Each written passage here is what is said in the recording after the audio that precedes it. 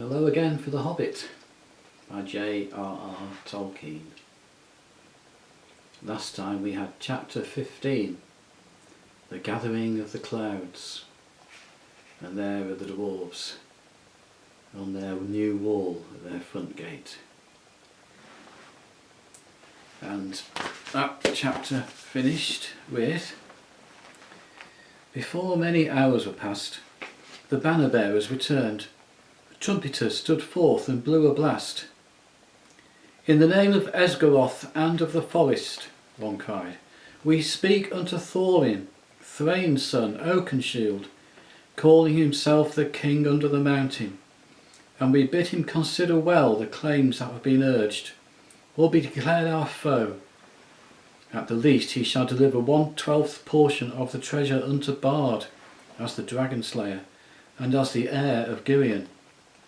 From that portion Bard will himself contribute to the aid of Esgaroth. But if Thorin would have the friendship and honour of the lands about, as his sires had of old, then he will give also somewhat of his own for the comfort of the men of the lake." Then Thorin seized a bow of horn and shot an arrow at the speaker. It smote into his shield and stuck there quivering. "Since such is your answer," he called in return, "I declare the mountain besieged. You shall not depart from it until you call on your side for a truce and a parley. We will bear no weapons against you, but we leave you to your gold. You may eat that, if you will." With that the messengers departed swiftly, and the dwarves were left to consider their case. So grim had Thorin become, that even if they had wished, the others would not have dared to find fault with him. But indeed most of them seemed to share his mind, except perhaps old Fat Bomber and Filly and Killy. Bilbo, of course, disapproved of the whole turn of affairs. He had by now had more than enough of this mountain, and being besieged inside it was not at all to his taste. "The whole place still stinks of dragon," he grumbled to himself, "and it makes me sick. And cram is beginning simply to stick in my throat." So now, chapter 16, A Thief in the Night.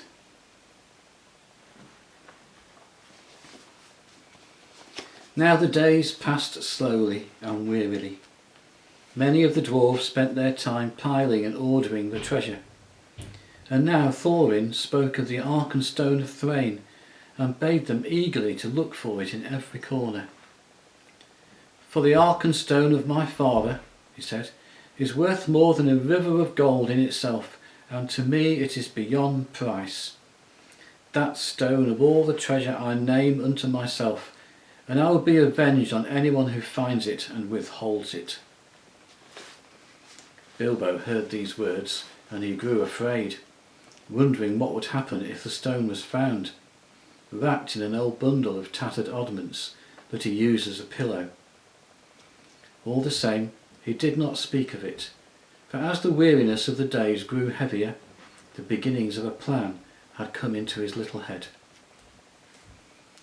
Things had gone on like this for some time, when the ravens brought news that Dain and more than 500 dwarves, hurrying from the Iron Hills, were now within about 2 days' march of Dale, coming from the northeast.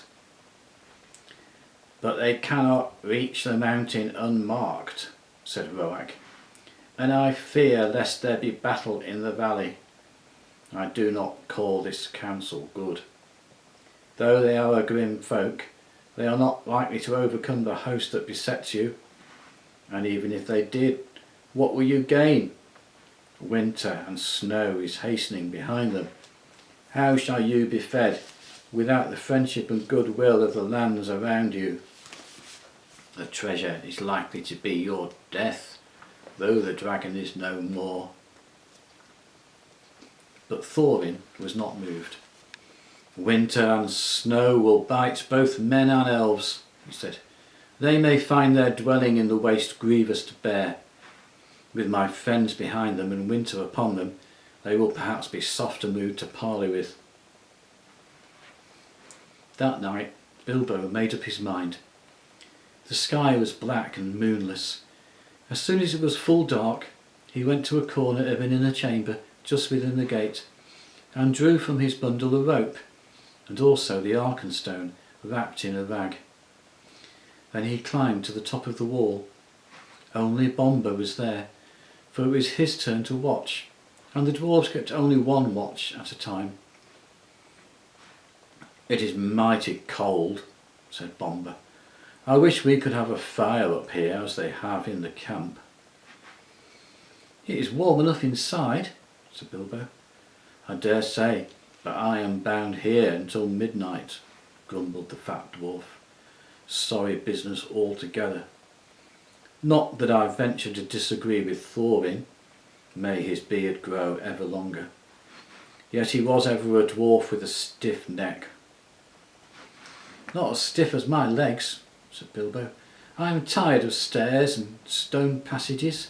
I would give a good deal for the feel of grass at my toes." "And I would give a good deal for the feel of a strong drink in my throat, and for a soft bed after a good supper." "I can't give you those while the siege is going on, but it is long since I watched, and I will take your turn for you if you like. There is no sleep in me tonight." "You are a good fellow, Mr. Baggins, and I will take your offer kindly. If there should be anything to note, rouse me first, won't you? I will lie in the inner chamber to the left, not far away." "Off you go," said Bilbo. "I will wake you at midnight, and then you can wake the next watchman."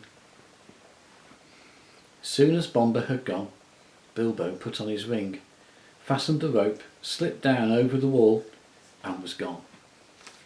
He had about 5 hours before him. Bombur would sleep. He could sleep at any time, and ever since the adventure in the forest, he was always trying to recapture those beautiful dreams that he had then. And all the others were busy with Thorin. It was unlikely that any, even Fili or Kili, would come out on the wall until it was their turn. It was very dark, and the road, after a while, when he left the newly made path and climbed down towards the lower course of the stream, was strange to him. At last he came to the bend where he had to cross the water if he was to make for the camp as he wished. The bed of the stream was there shallow, but already broad, and fording it in the dark was not easy for the little hobbit. He was nearly across when he missed his footing on a round stone, and he fell into the cold water with a splash. He had barely scrambled out onto the far bank, shivering and spluttering, when up came some elves in the gloom with bright lanterns, and searched for the cause of the noise. "That was no fish," one said. "There is a spy about. Hide your lights. They will help him more than us, if it is that queer little creature that is said to be their servant."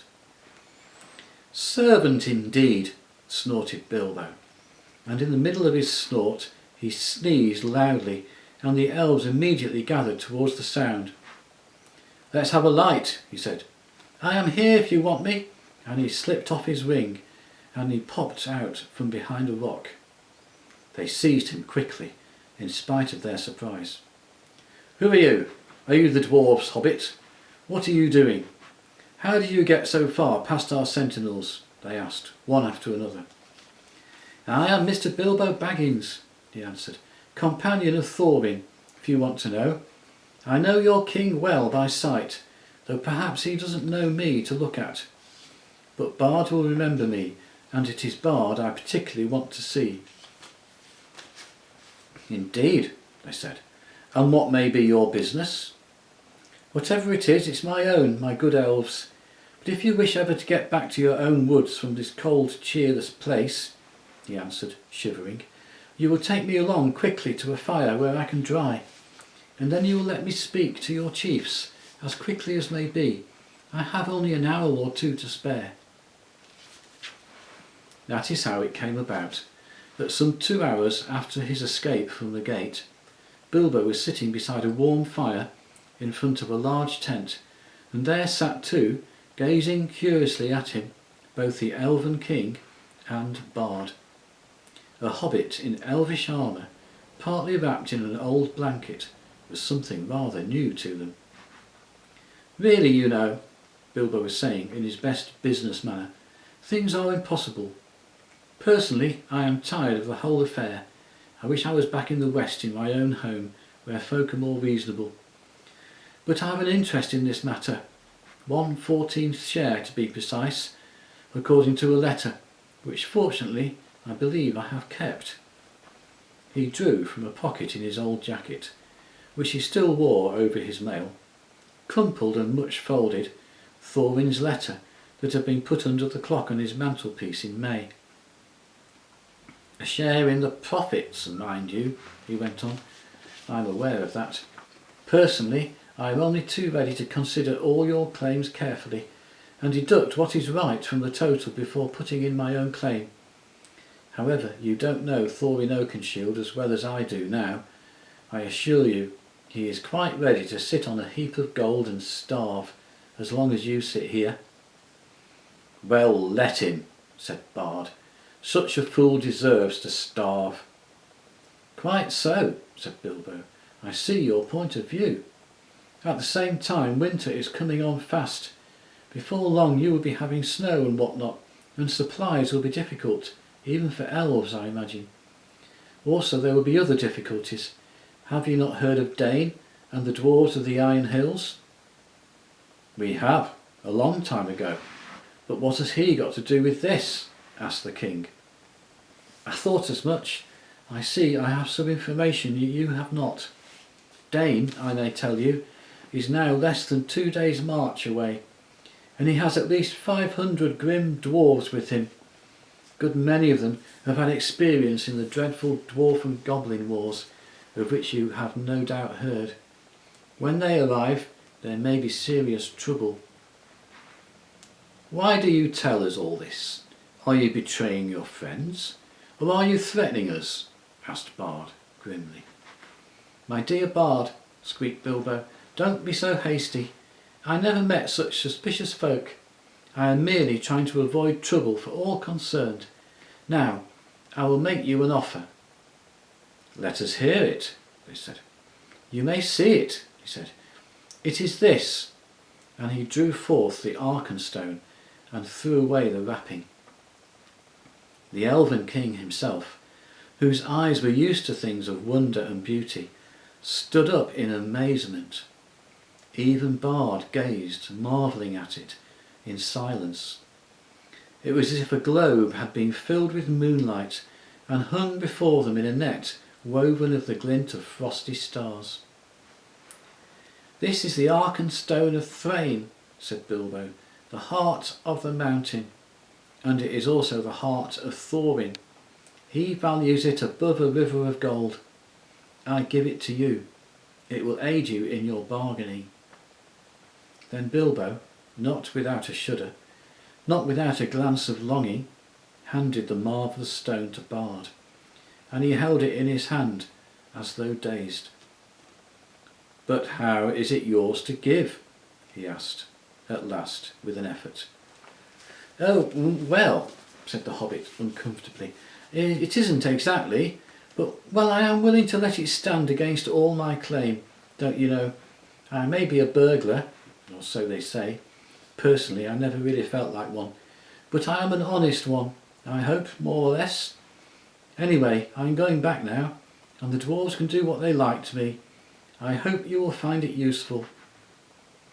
The elven king looked at Bilbo with a new wonder.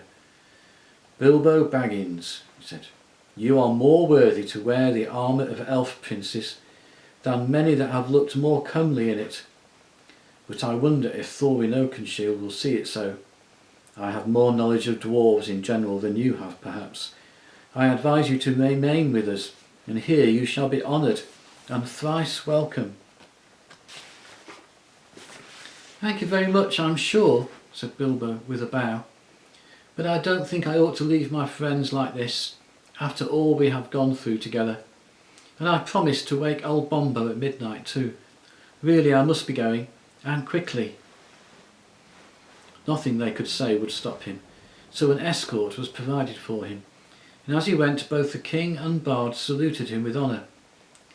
As they passed through the camp, an old man, wrapped in a dark cloak, rose from the door of a tent where he was sitting and came towards them. "Well done, Mr. Baggins," he said, clapping Bilbo on the back. "There is always more about you than anyone expects." It was Gandalf. For the first time for many a day, Bilbo was really delighted.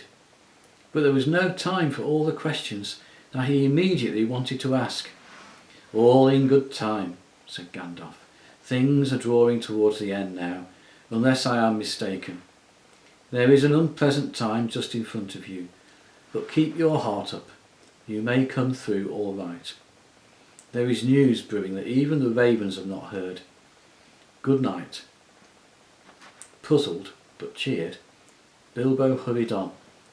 He was guided to a safe ford and set across dry, and then he said farewell to the elves and climbed carefully back towards the gate. Great weariness began to come over him, but it was well before midnight when he clambered up the rope again. It was still where he had left it. He untied it and hid it, and then he sat down on the wall and wondered anxiously what would happen next. At midnight he woke up Bomba, and then in turn he rolled himself up in his corner without listening to the old dwarf's thanks, which he felt he had hardly earned. He was soon fast asleep, forgetting all his worries until the morning. As a matter of fact, he was dreaming of eggs and bacon.